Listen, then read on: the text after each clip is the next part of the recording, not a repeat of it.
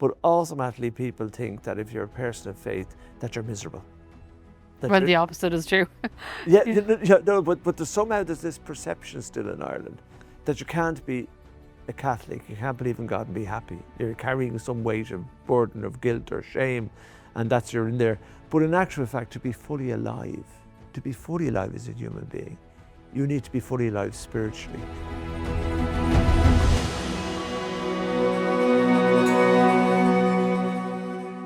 Hello and welcome to The Way. I'm Wendy Grace. Well, I'm sure many of you have engaged online asking questions about your faith, or maybe a social media video has caught your attention. One thing is for sure is that the online world is so important when it comes to learning about our faith or sharing our faith.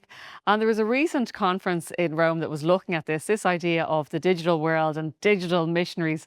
And my next guest was at it. He's going to tell us all about it, but also the ideas that he's taking home and maybe practical things that we can take on board as well. It's great to have Father Alan Hilliard with us today. So tell us a little bit about this conference for digital missionaries and influencers. Well, it's good to be with you, Wendy. Well, I suppose when you string together a line of thought, I remember, I think it was 2010, reading a book by sociologist Ulrich Beck called The God of One's Own, and outlining that in this era, most people would find God on their own. Whereas in the past, people found God in communities and in churches. And I sort of said, that's a bit strange. How can that happen? And the next decades and years, with the growth of social media, people are finding God on the internet. When they're questioning Catholicism and they're looking for it, they Google it or they bling it or whatever they do, and they go on a journey of discovery. And they encounter God on this journey. So all of a sudden, what Ulrich Beck was saying about a characteristic of our age comes alive. And then, where did they go with that? Where did they go next? And this conference was a great initiative by the Vatican. And sometimes people give out about the Vatican, that's behind closed doors. But I think Pope Francis did an awful lot to bring people in touch with the people they serve. And all of a sudden, all these Catholic influencers, people who came to know God, and they're on Instagram accounts and they're putting stuff out there, not about their faith, about their life. That's the difference. We use social media to proselytize. They put out about their life. And that's what you put out there, your life. Because just being a witness in how they live. Being happy, being joyful. And sometimes people put stuff up on social media and it's really just, you turn it off, it's serious, it's dour. In actual fact, these people, they're like some of the priests on it where they do the music and the dance stuff, and the concerts we had at night were phenomenal, and there was no drunkenness, there was no messing, and people were dancing, and some of the officials in the Vatican were up dancing as well, because it was bringing people together who were formerly on their own. And the secretary of the dicastery, Father Lucio, is a great man. He's like a shepherd to them. He's like he brought the shepherd into the sheep into the pen to let them be together, to celebrate. And because they'd met before on social media and they know one another, they met for real. In real life, yeah, they knew each other through the digital world. Like so different to the way things happened in the past, like coming to know God individually. Normally people would get to know people physically first and then keep a connection through a letter or through a telephone call. Now they're getting to know one another in isolation, and meeting was a huge climax. So there was an awful lot. There were 75 countries represented there. I think there were 4 from Ireland at it. We're way behind. I mean, I would see where we need to go with digital media and this world of influence. We need to set up a parish that is dedicated. We have so many parishes wondering whether they're going to stay open. The one parish that will grow is a parish that is dedicated to social media and broadcasting. I think that's warranted today.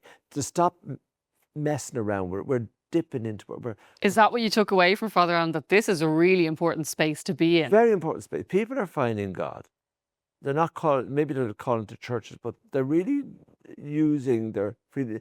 Well, you hope it's a springboard into their church. Somebody said to me last night at a parish council meeting, there was somebody wanted to have hospitality and a cup of tea, and we'd have a program, we would run a program. And one of the councils said, if you told me before today I was going there for a cup of tea and you're going to start talking to me about faith, I wouldn't have gone in.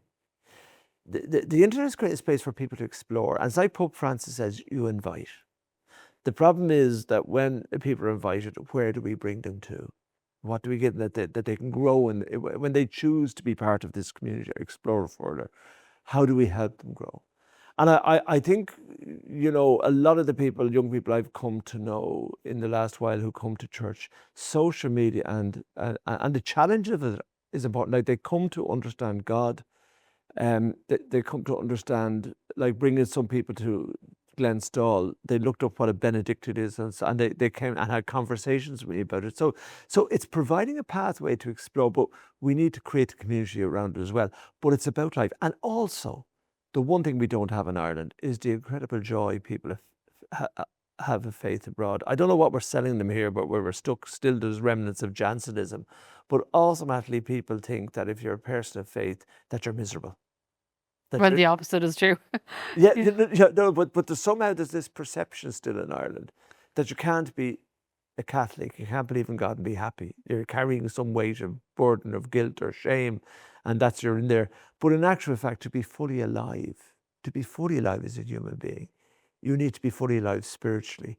And as one of the conference said, hope has a face, hope has a name. And that is the person of Jesus. Everything we need to know as a human being, every emotion, every difficulty, every joy. And the difference between John the Baptist and Jesus, Jesus moved it on a bit. John was into locusts and wild honey and hardship, and Jesus sat at a table with his friends and he was happy with them. So there's something in that we're lost that I found this celebration among people, especially the South American people, the joy they have of faith. We seem to take it as something very serious and dour. In actual fact, We're a bit too conservative in expressing the joy sometimes. What did you come away with after that conference? Did you come away with practical things that you could do, or what was your take-home point? Is that, like, people say, well, let's open up an Insta account. That's not enough for the church. We have to have, like you'd staff a parish, we have to staff an office if we're serious about this. We have to be doing things like this program. We have to be helping people incorporate putting their life first and how their faith feeds that life, not just putting out things of faith all the time. And Pope Leo was there and he came out and he gave the most amazing address. I can share a little bit of it if that suits, because he just finished off it wasn't a homily because we had Mass, and then he came out and he spoke. Listen to these words. This brings us to the mission which I extend to you. Go and mend the nets. Jesus called his first apostles while they were mending their fishing nets. He asks the same of us today. Indeed, he asks us to weave other nets, networks of relationship, of love, of gratuitous sharing, where friendship is profound and authentic, networks where we can mend what has been broken, heal from loneliness, not focus on the number of followers, but experience the greatness of infinite love in every encounter. Networks that give space to others more than to ourselves, where no bubble can silence the voice of the weakest. Networks that liberate and save.